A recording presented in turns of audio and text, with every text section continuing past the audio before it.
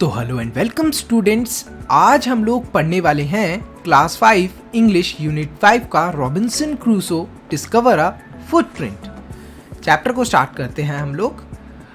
One day when I was going towards my boat I was surprised to see the footprints of a man on the sand. I stood amazed, I listened, I looked around मी।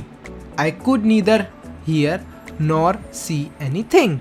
तो यहाँ पर जो author हैं वो ये बताना चाह रहे हैं नरेटर कि जब वो अपनी बोट की तरफ जा रहे थे तब उन्हें पैरों के निशान यानी कि फुटप्रिंट्स देखने को मिलते हैं एक इंसान के सैंड के ऊपर। तो जब वो उन्हें देखते हैं तो काफ़ी ज़्यादा वो सरप्राइज हो जाते हैं, हैरान हो जाते हैं।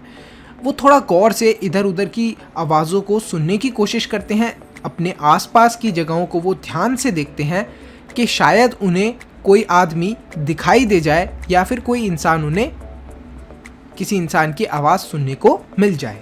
आई went up higher to look down. I went up the shore and down the shore but it was no good. I could find no other footprint but that one. तो यहाँ पर क्या होता है, वो थोड़ा ऊपर, थोड़ी सी ऊंचाई पर चढ़कर देखते हैं कि शायद थोड़ी ऊंचाई पर चढ़कर उन्हें वो जगह दिखे, वहाँ से कोई आदमी दिख जाए जिसके वो फुटप्रिंट्स थे। और वो बार बार ऊपर नीचे चढ़ते हैं और देखने की कोशिश करते हैं, लेकिन उन्हें कोई भी आदमी नहीं दिखता, सिवाय उस फुटप्रिंट के अलावा उन्हें कोई भी चीज़ नहीं दिखती है। I went to it again to see if there were any more footprints and to tell if it had been my imagination but I was not mistaken for these was exactly the prints of a foot, toes, heels, every part of a foot. I could not imagine how it came there. तो यहाँ पर उनको ये लगता है, वो दोबारा जाते हैं उन्हीं फुटप्रिंट्स के पास और उन्हें चेक करने की कोशिश करते हैं। उनको ये लगता है कहीं मैं कोई इमेजिनेशन तो नहीं कर रहा, कोई सपना तो नहीं देख रहा। तो वो दोबारा जाकर उन्हें चेक करते हैं तो उन्हें पता चलता है नहीं, ये कोई इमेजिनेशन नहीं है, ये कोई सपना नहीं है, सच्चाई में ये वही फुटप्रिंट्स हैं। और उनको साफ साफ टोज दिख रहे थे, हील्स दिख रहे थे, और जो पूरे फुट के जितने भी पार्ट्स होते हैं वो उन्हें क्लियरली दिख पा रहे थे। तो उन्हें क्लियर हो गया था कि this was not his imagination. I stayed a long time thinking but became more and more confused. वहीं पर वो थोड़ी देर खड़े रहे और इन सब चीज़ों को सोचते रहे। जितना ज़्यादा वो सोच रहे थे उतने ही ज़्यादा वो कन्फ्यूज होते जा रहे थे। At last I return home very frightened, looking behind me after every 2 or 3 steps, mistaking every bush and tree to be a man। तो यहाँ पर वो बड़े डर जाते हैं और डर के मारे वो अपने घर की तरफ भागने लगते हैं।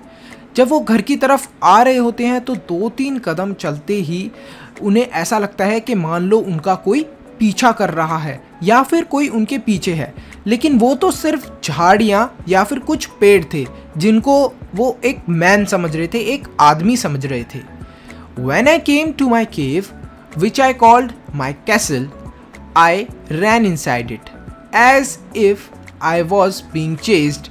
I do not remember whether I used the ladder or went in by the hole in the rock, which I called the door. I ran for cover faster than any animal could run। तो यहाँ पर क्या होता है, जो उनका वो केव होता है उसको वो कैसल बोला करते थे, अपना महल बोला करते थे।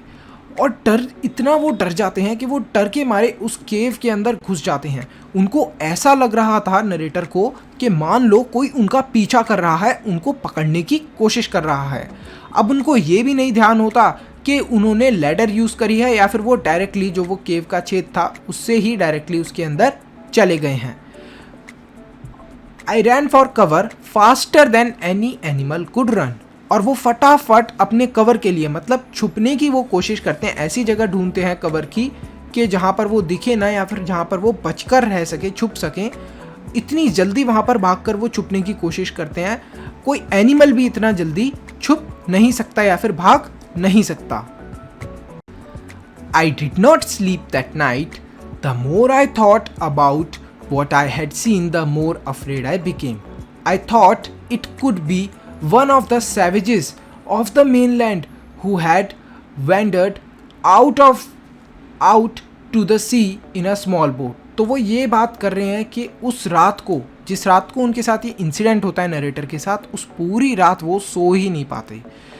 उनको बार बार वही फुटप्रिंट दिमाग के अंदर याद आता रहता है और जितना वो उस फुटप्रिंट के बारे में सोचते हैं उतना ही ज़्यादा उन्हें डर लगता है। अचानक से उनके दिमाग में एक आइडिया आता है कि शायद ये कोई एक सैवेज भी हो सकता है जो मेनलैंड से आया है। सैवेज मतलब वो पर्सन जो मतलब एक्स्ट्रा ऑर्डिनरी चीज़ें करता है, फॉलो नहीं करता किसी रूल को, और अलग सा ही आदमी होता है। तो उनको ये लग रहा था कि ये कोई अलग सा ही आदमी है जो मेनलैंड मतलब जो मेन रहने वगैरह की जगह थी वहाँ से आया है यहाँ पर। हु हैड वॉन्डर्ड आउट, और अपने मतलब सी के अंदर वो बोट चलाते हुए आया है कुछ ढूंढने के लिए, और उस सैवेज को यहाँ पर जगह देखने को मिली है। Luckily I was not on shore at that time. But what if he had seen my boat? तो शोर का मतलब होता है किनारा। तो यहाँ पर नरेटर ये बोल रहे हैं कि मेरी किस्मत अच्छी थी जो मैं किनारे पे नहीं था, कि वो मेरे को नहीं देख पाया। If he had seen the boat, he would have realized that someone lived on the island and would soon return with others to kill and eat me. तो यहाँ पर वो ये बोल रहे हैं कि अगर वो उनको देख लेता, वो जो सैवेज था, जो थोड़ा डिफरेंट सा आदमी था, अगर वो उनको देख लेता तो शायद वो अपने और लोगों को लेकर आ जाता उनके आइसलैंड के ऊपर, और वहाँ पर वो सब उनको मार कर खा जाते। उनको ये डर था नरेटर को। एंड सो आई ले fearful for many days and prayed for protection. In doing so, I was much comforted and began going out to investigate. But even now, as I went forward, I looked behind me frequently because I was still very frightened.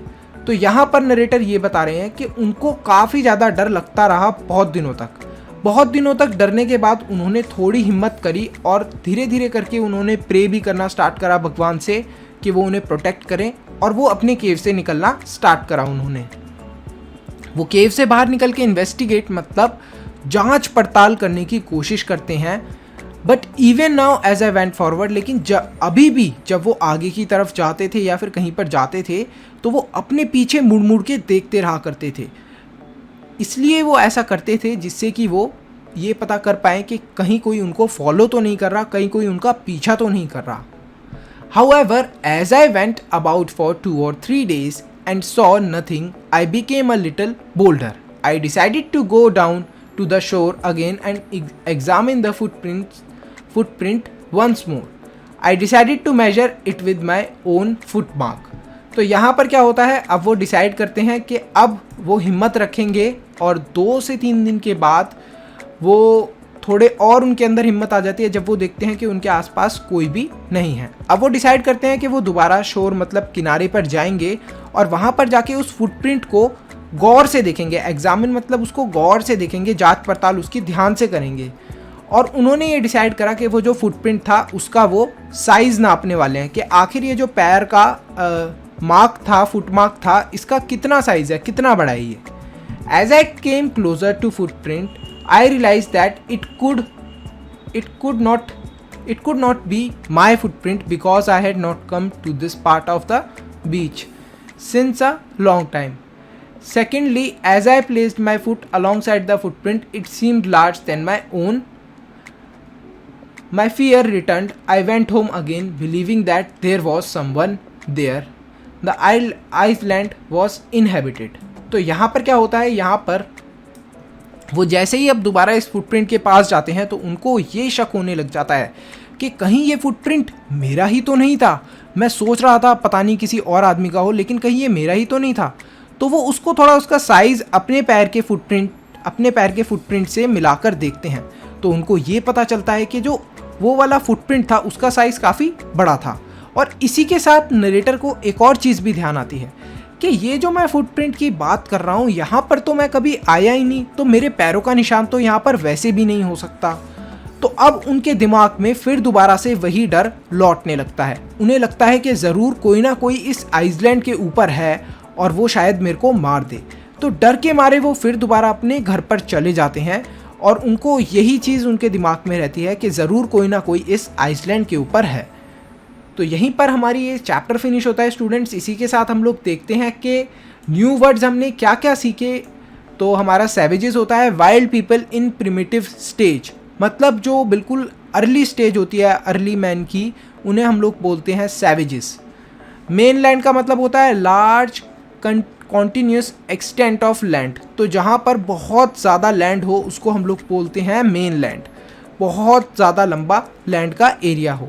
Ended का मतलब होता है go from place to place without a definite route, तो यहाँ पर ended का मतलब ये बताया गया है कि आप एक जगह से दूसरी जगह पर जा रहे हैं, आपको पक्का रास्ता उस जगह का नहीं पता, लेकिन आप फिर भी एक जगह से दूसरी जगह बस ऐसे ही घूम रहे हैं। बोल्डर का मतलब मोर कॉन्फिडेंट, मतलब ज़्यादा हिम्मत आना। इसी के साथ इस चैप्टर के कुछ क्वेश्चन आंसर हैं, जिसमें से एक क्वेश्चन मैं आपको देना चाहता हूं, देखता हूं कितने बच्चे इस क्वेश्चन को आंसर कर पाते हैं। Why was Robinson afraid when he looked at the bushes and the trees, तो जो रॉबिन्सन था वो आखिर क्यों डरा हुआ था जब उसने बुशेस और ट्रीज की तरफ वो देखा करता था पीछे मुड़कर। तो आप फटाफट इस क्वेश्चन का आंसर दीजिए और मिलता हूं मैं आपसे अगले चैप्टर के अंदर।